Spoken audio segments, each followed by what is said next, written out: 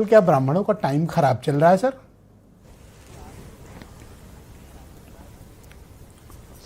ये प्रकरण जिस पे चर्चा कर रहे हैं जी, ये 100% एक साजिश है।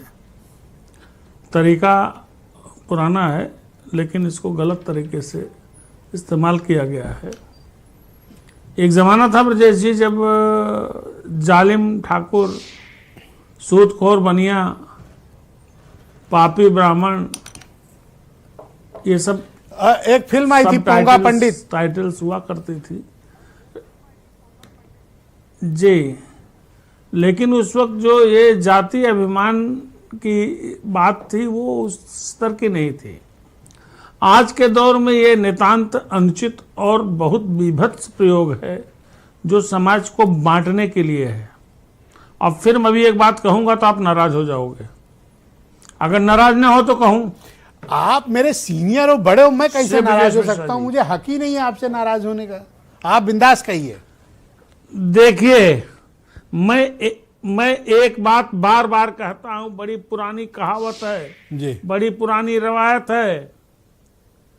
फिल्म बनाने वाले नीरज पांडे, बताया आपने, फिल्म के हीरो मनोज बाजपेयी और इसको प्रमाण पत्र देने वाले प्रसून जोशी और भावना आहत हुई है विक्रम सिंह हैं। इंस्पेक्टर हजरतगंज ये की। तीनों तो ब्राह्मण हैं। और भावना किसकी यही आहत हुई? बात हुई विक्रम सिंह कि इंस्पेक्टर बाभन, की। कुकुर, हाथी ये कभी न जात के साथी। मैं बार बार कहता हूं और नहीं, सैकड़ों 50 साल से सुनता ना हूं। ना ना, ये आप गलत कर ये रहे हो। खुद पूरी इसके कम्युनिटी दोषी को हैं। गाली मत दो आप।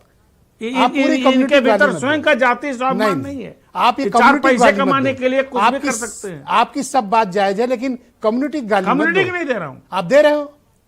ब्रजेश जी सुनिए मेरी बात। अरे इससे बड़ी बात क्या है? 3 किरदार, एक producer Neeraj Pandey, hero Manoj Bajpayee, certification board के चेयरमैन प्रसून जोशी, फिल्म का नाम घूसखोर पंडित। इसके बाद क्या बचता है? सोचने वाली बात। इसके बाद विक्रम सिंह इंस्पेक्टर हजरतगंज लखनऊ दुष्यंत बनते जी बता रहे हैं। थे। उनकी भावना आहत हुई, सुनिए, उन्होंने सुनिए, FIR सुनिए, लिखा दी। देखिए ये दौर पहले जैसा नहीं है।